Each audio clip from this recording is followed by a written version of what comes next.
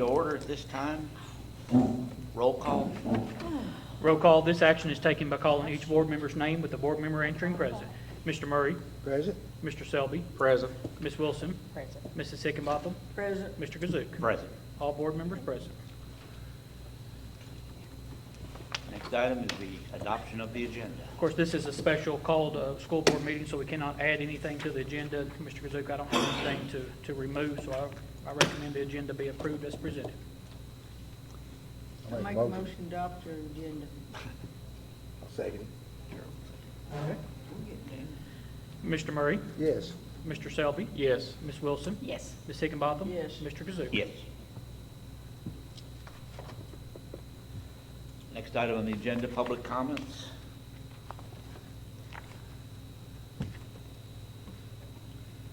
No comments, we'll go on.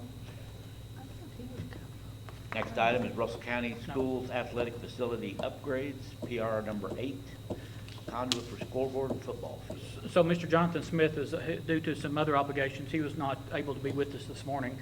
This is a pretty simple proposal here for our new scoreboard that will be installed at the new football field complex.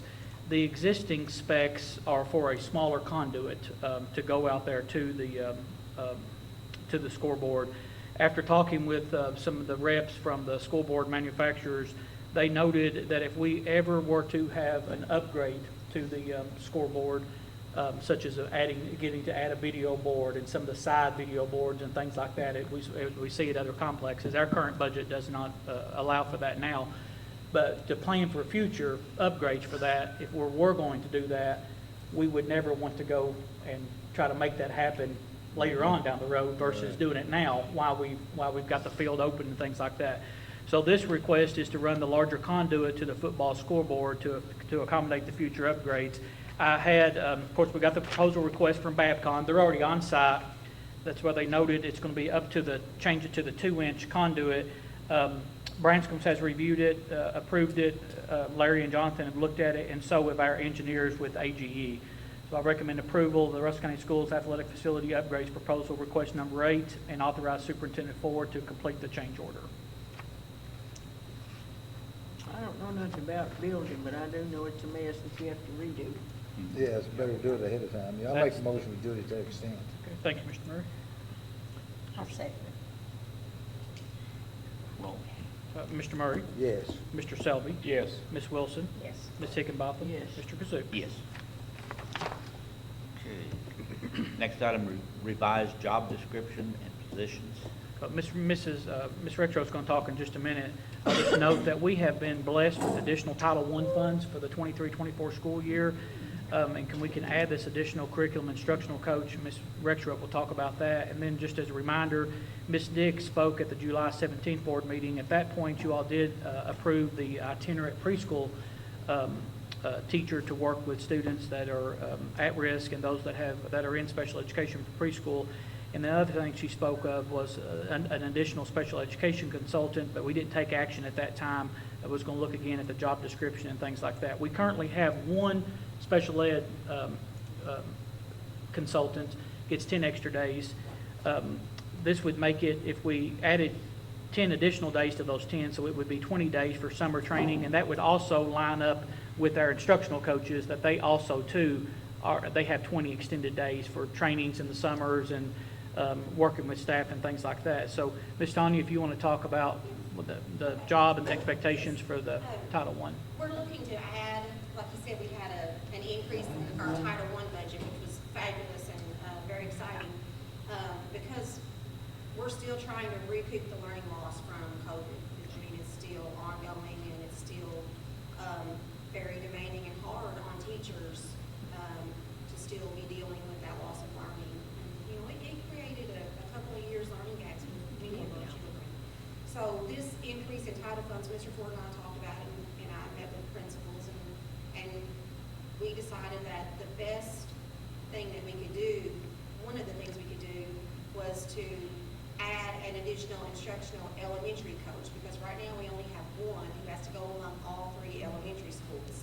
And with the addition too of the new Senate Bill 9 requirements, I don't know how much at length you all have heard about Senate 9 or talked about it just to kind of review the requirements of that, they're requiring more early intervention in the schools, more screening and intervention to diagnose. It's all about learning literacy. disabilities. Yeah. Yes, and more professional development, and that's where our instructional coaches really come in disseminating information out to teachers and going to trainings and bringing that back. It's much more efficient for us if we can send just a few people to training and then bring it back and disseminate that out to teachers. So PD is a big thing with Senate Bill 9, using evidence-based practices, and our instructional coaches specifically work with teachers about, what they can do to make to increase their pedagogy and their instructional practices in the classroom. That's one of their main priorities, and a lot of that is funded through Title II, which is based on principal and teacher effectiveness. But again, this position will be funded totally through Title I, so it won't be anything out of general fund at all. And then also data collection and reporting. So Senate Bill 9 is going to be an immense addition to what we're already dealing with. So having another support personnel for teachers is going to be critical. But with that said, there's a lot of research on things that increase student learning in the classroom. So what do you think is the number one factor for having the greatest influence on student learning? Of all things that you can think of, what do you think is the number one factor for increasing student learning? A good teacher. A good teacher. Yeah. Above anything One-on-one. else. There is a man named John Hattie, you may have heard of him. He's an author, an educational expert. He's done many research projects and written many influential articles and books about what has the greatest effect on student learning and achievement. And the very number one factor is teacher efficacy. How good that teacher is, how efficient and effective that teacher is in the classroom. And above all else, and let me just read you this statement. This is so powerful right here. And in fact, it has a 1.57 effect size, which equates to a year and a half learning Growth, yeah. growth. If you have an effective teacher, they can teach that kid a year and a half more than a weak teacher. So, to me, that is just so powerful. And our instructional coaches are that support behind that and building that teacher efficacy. But this statement, I'll end with it. It says, collective teacher efficacy is greater than 3 times more powerful and predictive of student achievement with kids who come from low socioeconomic status. It's even 3 times more effective than that. It is more than double the effect of prior achievement and more than triple the effect of home environment and parental involvement. It is also greater than 3 times more predictive of student achievement than student motivation, concentration, persistence, and engagement. So of all those things, those factors we cite, we might have a poor home environment. They might not be motivated. They might not be engaged. The competence of the teacher is 3 times greater than all of those. It trumps it all. So I just wanted to just throw that out there to you that, we're not just trying to spend our money frivolously. We really have a targeted purpose for it, and I think that another support person to help with that area would be. It's not uncommon in a lot of districts for each school to have a single instructional coach. Oh, yeah, most districts, every Yeah, a building lot of has them, one. yeah. So, we're far below that. So, we're just doing what we can to build towards that. And, maybe one day that can be something that happens. But right now, we have one person who goes above middle and high. And, really, they both need one. Those are 2 critical schools there that help prepare our kids for, adulthood. But right now, we only have one that goes there, and then we have one among all 3 elementary schools where you're getting your foundational skills. So, we're going to start there. If you approve this position, it will be targeted at our elementary schools. So you'll have more help among, So the those existing foundational job description that's attached, we have no changes to make to that for the No, and a Curriculum lot of coach. the new Senate Bill 9 stuff is based on literacy, the job description, it is heavily based on literacy, there's a lot of literacy components to that. However, there are bullets in there that we do work in all content areas, but there is a major focus in Senate Bill 9 with literacy and student achievement, and building the literacy skills. And it already has the 20 extended school days. And then the special education job description, it would stay the same as well, except to add the 10 additional days. And so they would be equitable between the instructional coaches and the special education coaches, that they have those 20 extended days Do you have for any training. questions about that? Thank you, Ms. Tanya. Okay, you're welcome. So again, for just clarification, then, it's 2 positions that we're asking the board to approve. No changes to the instructional coach job description, but just the special education consultant would then have 20 extended days, whereas right now they have 10. Extra And the training one days. position is from Title I. The other one's special ed. And the other one is from? Special ed. Special ed, That's right. okay. Yes. So there's no, and that's something that Ms. Tanya and I've talked about, this is great and heavily used. If funding were to go down next year, that might be a position we'd have to look at, obviously. Right. Yeah. That has a good name, because you have to be special, do special ed. That's true, too. I couldn't do it, but I'm doing somebody else. I make a motion to that effect. Is there a second? I'll second. Vote. Mr. Murray, Yes. Mr. Selby, Yes. Ms. Wilson, Yes. Ms. Higginbotham. Yes. Mr. Kazuk. Yes.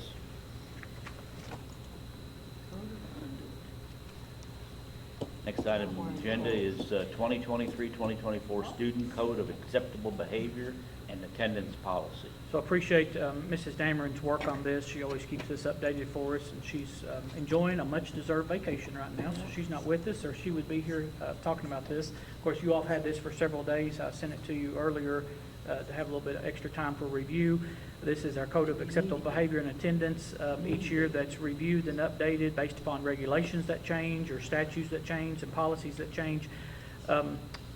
Noted the statutes there. We have to adopt this. It really has to be adopted every 2 years if there's no changes made, but typically with legislative changes and board policy changes, it necessitates a change every year.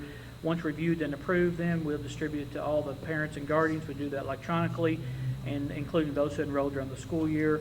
And then, of course, in the copy that I sent you all had those highlighted changes in the yellow, so you could see those changes. So I recommend the adoption of the 23-24 Student Code of Acceptable Behavior and Attendance Policy. Is there a motion? I'll make the motion to that effect. Second? Second. Vote. Mr. Murray, Yes. Mr. Selby, Yes. Ms. Wilson, Yes. Mrs. Higginbotham. Yes. Mr. Kazuk. Yes.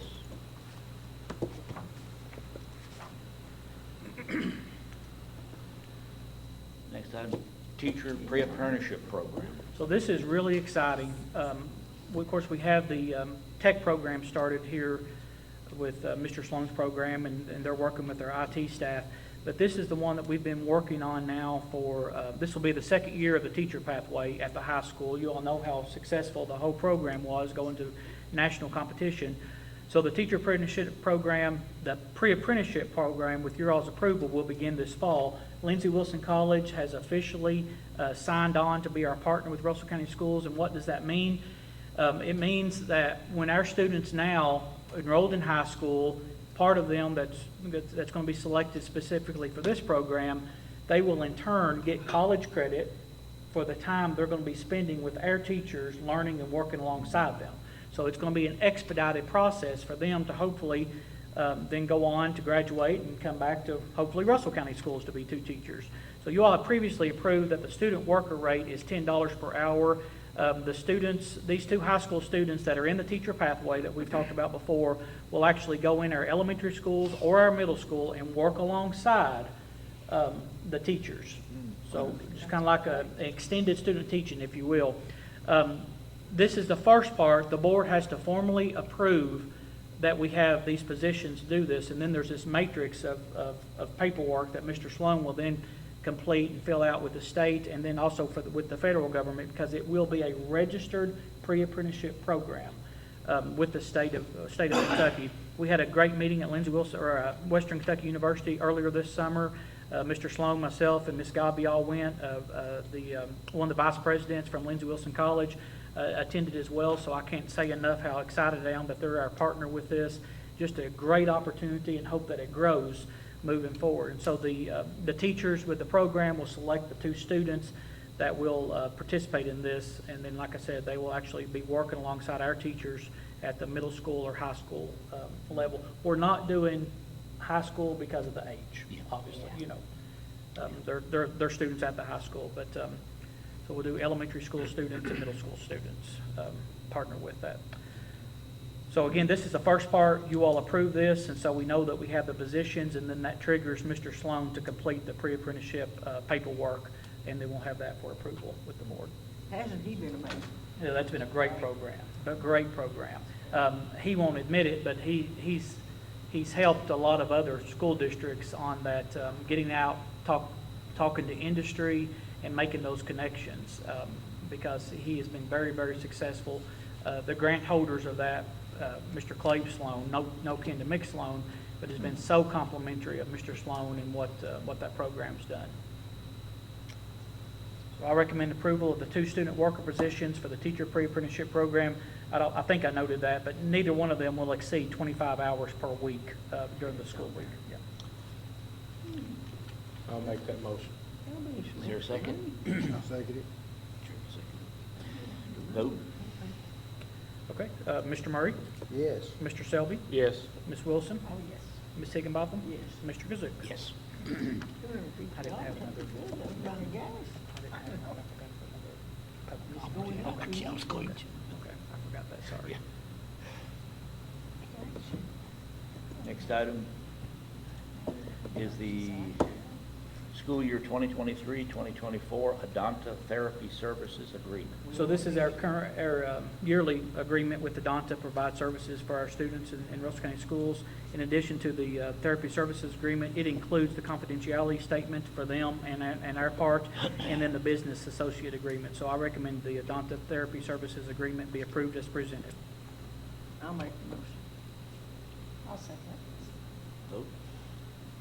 Mr. Murray, Yes. Mr. Selby, Yes. Ms. Wilson, it. Yes. Ms. Higginbotham. Yes. Mr. Kazuk. Yes.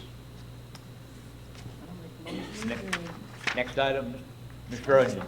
I'll make the motion. we John, adjourn. don't turn that camera. He's got some. Public comments.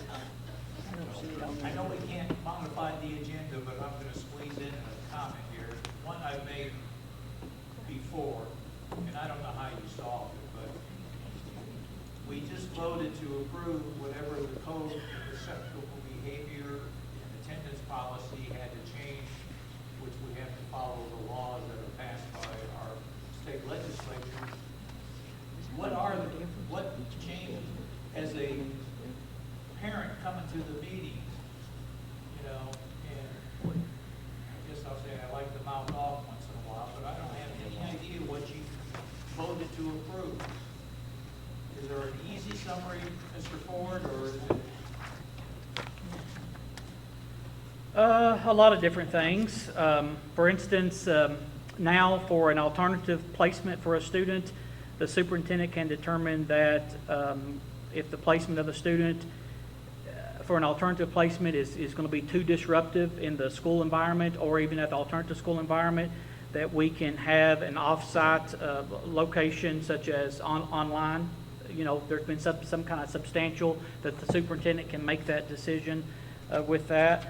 A lot of it, though, has to do with, again, the legislative changes. I'm going to flip through here to get some of the highlight stuff. We have to have a note, Mr. Onion, that's included in the Code of Conduct book per one of the bills, that you all know as parents that we do not provide any medical or mental health services for students without your consent. So one thing that we really have to enforce this year is if a child is sick and goes to the nurse's station, if that parent has not signed that consent, absent of an extreme emergency, there's an exclusion for that. But let's say Kobe's throat's hurting and I've not signed that consent, the nurse is not allowed to see him without the parent's consent.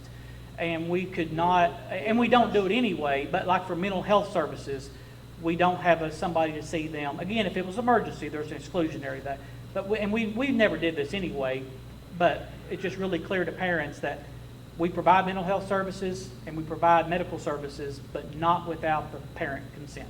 So that's a really big change, and that's one of the legislative changes as well. If they don't have a signed sheet, but it's not a major thing, will they try to contact the parent? Maybe. Nurses' stations are like revolving doors and very, very busy. So if it was probably a sore throat and needing to be seen, it just probably depend upon the time. But we have to have signed consent. So the parent, it's not supposed to be just a verbal on the phone, you know. So that's one of the big ones that came out of the legislative changes. And again, we don't do that, especially with the mental health services. Now, in the past, with if a child had a sore throat, you know, everybody goes and sees the nurse with the sore. But none of that happens now, earache or nothing, without the signed consent from the parent. Absent an emergency, I want to stress that. If it's a true emergency, life and death situation, anaphylactic shock, or, you know, diabetes, seizure, that obviously they'll be seen because that's just code. You have to do that. But absent of that, that does not happen. Some reporting programs have changed for child abuse. It's kind of clarified some of the language. When an employee, whoever first finds out about suspected abuse, they're always supposed to report it. But then it's just really clear that they make the principal aware of their reporting. It cleaned up some of that. Here's the statement. I'll just read that for regarding the health services. The Russell County School District facilitates referrals for a wide variety of medical, dental, and mental health services. These referrals can be made through a Healthy Kids Clinic, Family Resource and Youth Services Center, or the district mental health specialist. And then it goes through the medication of school and things such as that. Most everything that's driven out through this, Mr. Onion, is because of legislative changes with this past legislative, which is not uncommon at all, because regs change and bills and statutes change. Or something, but I was just kind of wondering over. Yeah. I'd also like to add about the teaching. I think the efficacy, my pronunciation may be bad, is important. And my math teachers and history teachers must have been really good, but my English teachers failed me like that. Thank you for letting us speak. Yeah. That'd be $5. Brenda's trying to charge you $5 for that. Anything else? I'll make the motion we adjourn. Second. All in favor? All in favor? Okay. Raise your right hand. Ms. Reed,